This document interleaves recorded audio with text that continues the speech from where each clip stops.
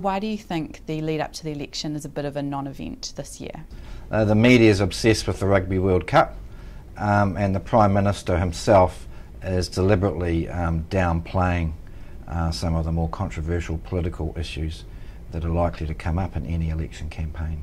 How do you think the news agenda has overshadowed this year's election? Voters and people in New Zealand are poorly informed about the major issues that we should be talking about in the election. So issue-based news coverage and current affairs takes a back seat, and that means people are less informed as citizens. And that basically means that the health of our democracy is at risk. If the All Blacks don't actually win the World Cup, then there'll be a lot of unfocused grumpiness among people, and it may sort of alert them to some of the negative things that are happening in New Zealand.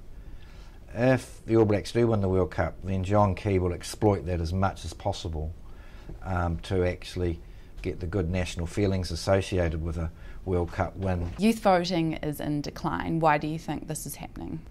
It's been declining long term, up and down, but gradually declining, largely because membership as a whole for major political parties is declining.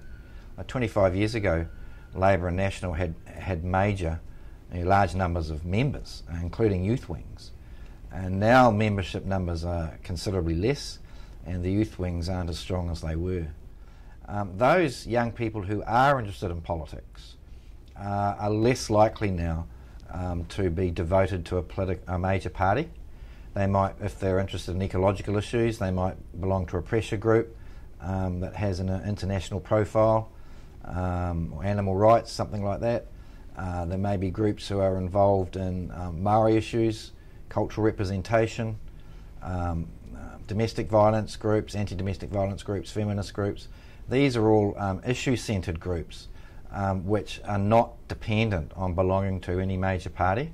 So I think the young people of today who are interested in politics are interested in politics on a non-party level.